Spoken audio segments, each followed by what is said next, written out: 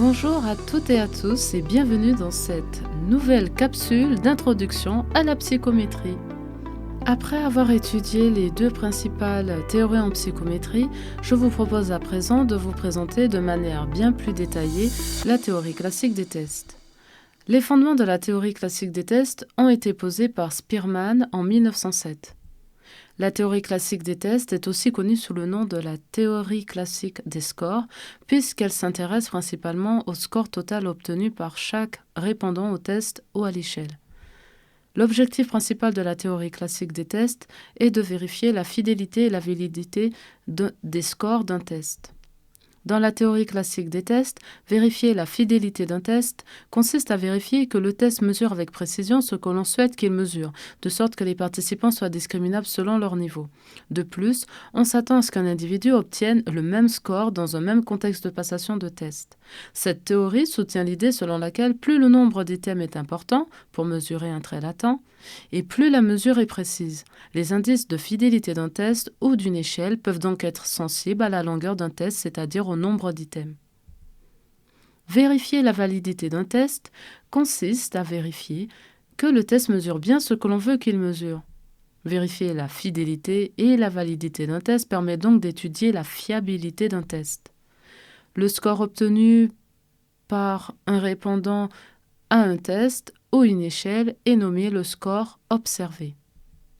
Ce score observé est la somme du score vrai du répondant et de l'erreur de mesure associée à ce score. Le score vrai est la moyenne des scores observés que l'individu aurait pu obtenir s'il répondait plusieurs fois au même test de manière indépendante au cours du temps. Les scores observés se distribuent donc normalement autour du score vrai. L'erreur de mesure est aléatoire, elle se distribue également de manière normale autour du score vrai. L'erreur de mesure n'est donc pas corrélée avec le score vrai du même test ou d'un autre test ou avec l'erreur de mesure d'un autre test.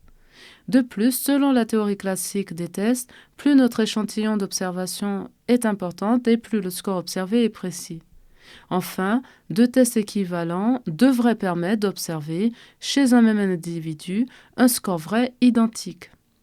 Il existe différentes méthodes pour estimer la fidélité en théorie classique des tests. La méthode des formes parallèles. La stabilité peut être évaluée en réalisant un test-retest. En d'autres termes, on peut vérifier si un test est fidèle en proposant à 2 reprises ce test à des répondants et en calculant un coefficient de corrélation entre les scores obtenus au test-retest.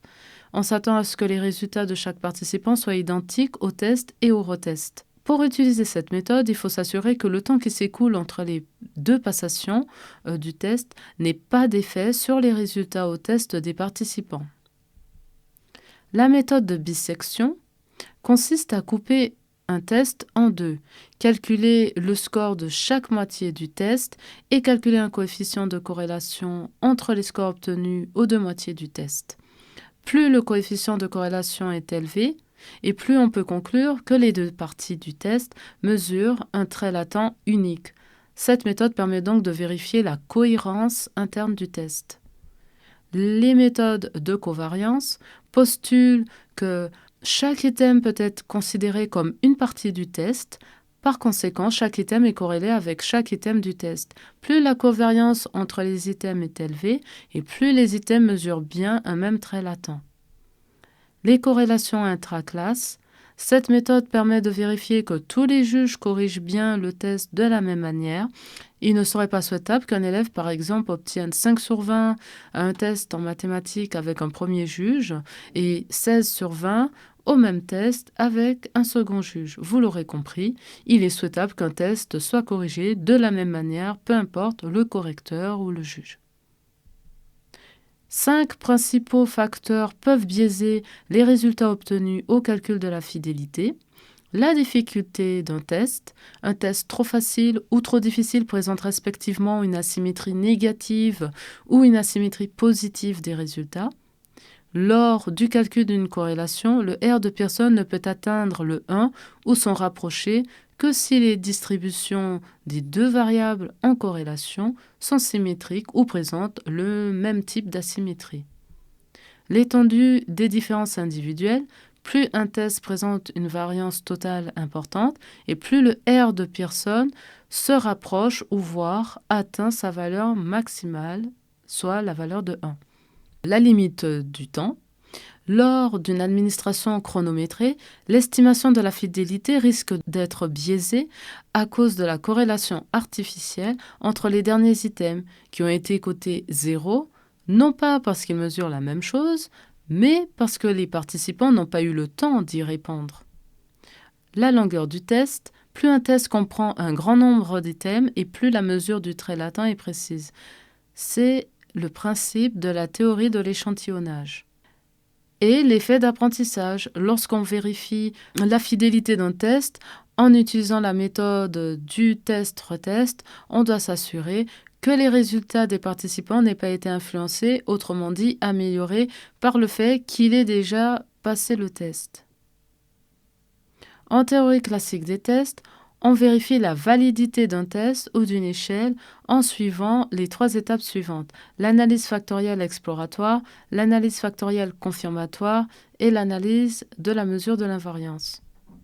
L'analyse factorielle exploratoire est une étape qui a pour objectif d'extraire des données le nombre de facteurs optimal. Chaque facteur regroupe un certain nombre d'items du test ou de l'échelle en question. Un facteur correspond à une variable latente. En d'autres termes, l'analyse factorielle exploratoire permet de comprendre la structure des données.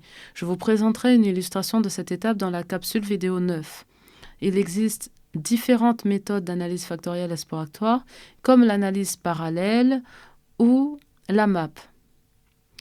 Enfin, l'analyse factorielle exploratoire peut permettre de supprimer les items qui ne se comportent pas normalement.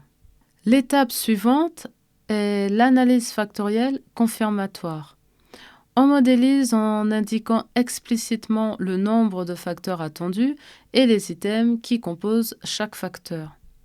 Enfin vient l'étape de l'analyse de la mesure de l'invariance. La mesure de l'invariance renseigne dans quelle mesure les propriétés psychométriques des indicateurs observés sont généralisables entre les groupes et dans le temps. Je ne vais pas rentrer dans les détails ici puisque la capsule vidéo 7 est entièrement dédiée à l'analyse de la mesure de l'invariance. Ces différentes analyses factorielles permettent de vérifier combien de facteurs contiennent nos données. De cette manière, on étudie si nos données sont conformes à la littérature scientifique. En d'autres termes, les analyses factorielles nous permettent de vérifier que l'on mesure bien ce que l'on souhaite mesurer avec notre échelle ou notre test.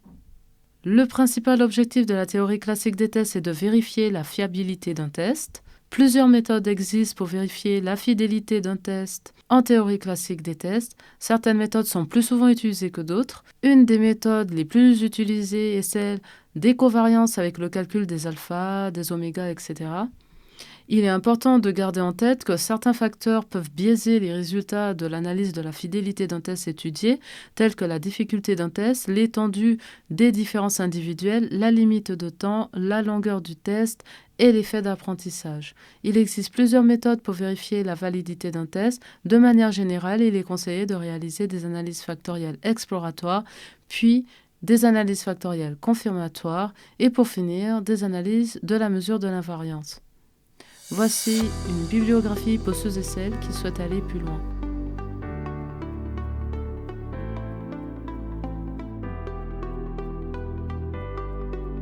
Je vous remercie de votre attention.